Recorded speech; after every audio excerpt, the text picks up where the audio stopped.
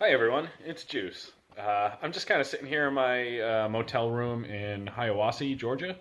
I've done about a week on the trail so far. I got to Dix Creek Gap at mile 69, but uh, but so I decided I ended up staying at the Top of Georgia Hostel up the road. It's just down the road from the Gap last night, and I decided I just wanted some alone time to kind of take some time to figure out all my social media and video woes because it turns out that the trail doesn't really have good service, especially for AT&T down here in this area.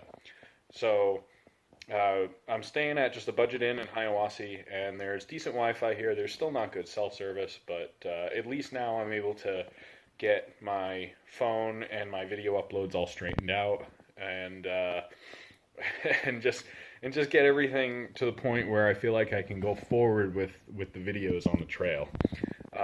Couple other things I want to say. I just wanted to thank everyone who came out to Springer Mountain to see me off on the trail because that was really just an amazing trip. You know, we had the road trip down there, and then Chris and Dana flew and met us at Amicalola Falls, and you've probably seen some of those pictures and videos from everyone else and a few from me on Instagram and Facebook, and it really was just amazing.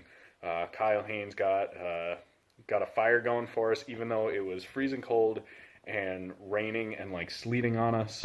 And he did it with a flint striker. So really impressive, really awesome party out in the woods.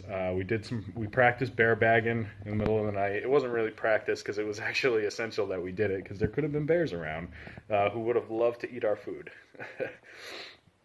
So overall, just an amazing experience. And then the next day, we continued up Springer Mountain, and the group ended up turning back before we actually got to the peak, which was absolutely the right call.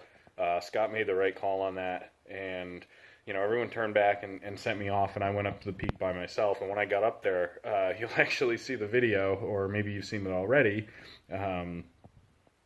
The whole peak was covered in ice. It was windy, it was rainy, it was nasty.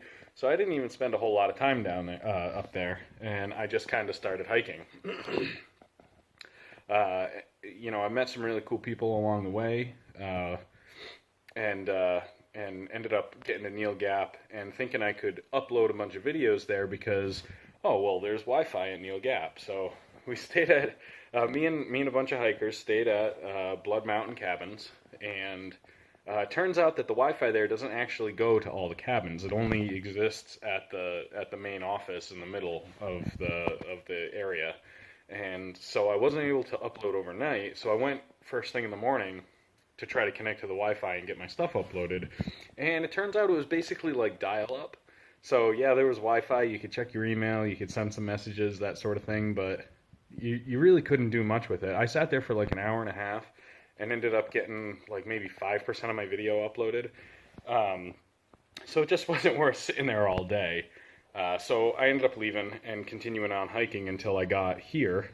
And now I've got some pretty decent connections. So I believe that today is the April 22nd. So Chris is getting all set up and he's going to start putting some videos together. Just keep in mind that both he and I are learning this process, so it may take a little while before we get into the groove of things. And the first few videos are going to be, you know, pretty rough, and they may take a little while. So just patience, and you know, if you want updates on my hike, be sure to check my Instagram account because I am going to continue putting some short clips up. But for now, this little selfie video is just going to have to do. So yeah, thanks for watching.